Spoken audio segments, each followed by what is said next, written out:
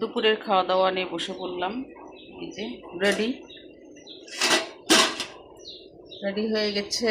কি কি খাওয়া দাওয়া রেডি সেটা এখন দেখাবো। তো সবারই খাওয়া দাওয়া হয়ে গেছে, এখন আমি বসবো খাওয়ার জন্য।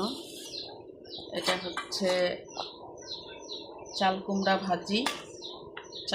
ভাজি, তারপরে আছে এখানে ভাত,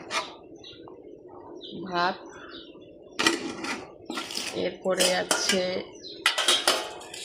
মাছের তরকারি, তেলাপিয়া মাছের তরকারি।